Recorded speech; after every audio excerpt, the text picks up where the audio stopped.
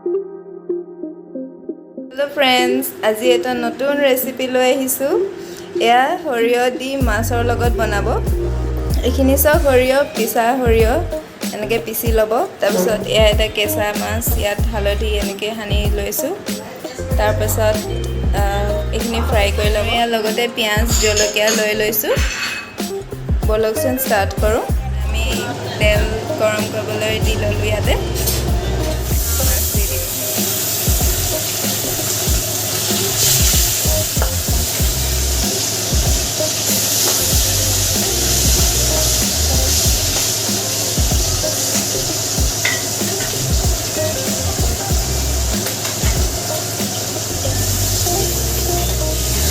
এনেকে লৰাই দিব লাহেকে।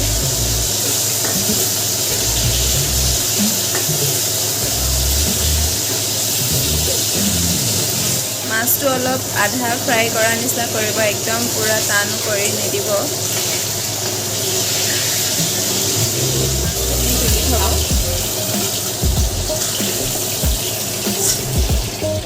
এয়া ইয়াত জিৰা কেইটামান দি দিছে। কেঁচা জলকীয়া, পিঁয়াজ দি দিব।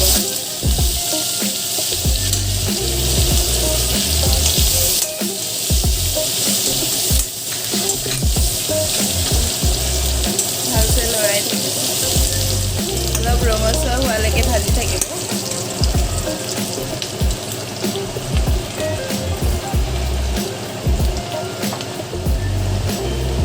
তেতিয়া ইয়াত পিঁয়াজ নহৰুখিনি দি দিব আৰু লগতে অলপ জলকীয়া গুড়িও দি দিব।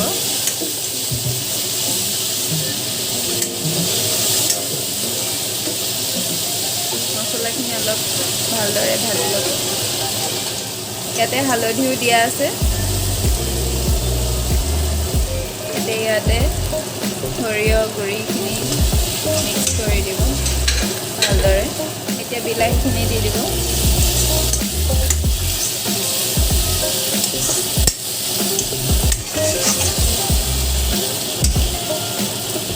দেখিছেনে ইমান ধুনীয়া গ্ৰেভি হৈ পৰিছে। অলপ নিমখ দি দিব এতিয়া সোৱাদৰ কাৰণে পৰিমাণ চাই।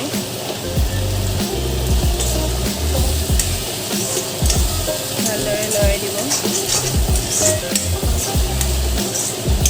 চেনিও দি দিব পাৰে এতিয়া অলপ বেছি ভাল হয় খাবলৈ। এতিয়া পানীখিনি দি দিব, লৰাই দিব। অকণমান উতলিবলৈ দিব, এনেদৰে উতলিবলৈ দিব। তাৰপাছত এতিয়া মাছখিনি তাতে দি দিব।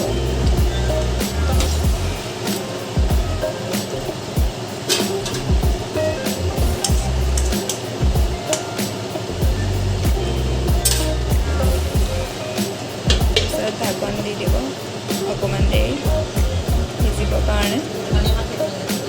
ধনিয়াও দি দিছোঁ কেইডালমান, মান ধনিয়া। ইটো ধনিয়াও দিব পাৰে আপোনালোকে যদি থাকে।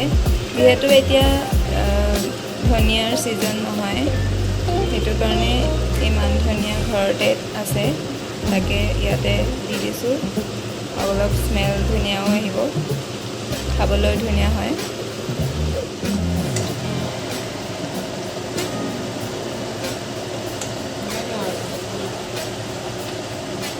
এয়া আমাৰ হৈ গ'ল। এতিয়া গেছটো নমাই দিব।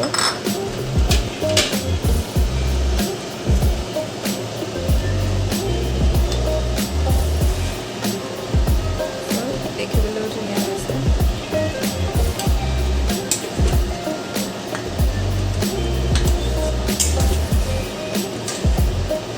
আমাৰ ৰেচিপিটো চাই কেনেকুৱা লাগিলে ক'বচোন কমেণ্টত। আৰু যদি ভাল লাগিলে লাইক আৰু ছাবস্ক্ৰাইব এটা কৰি দিব।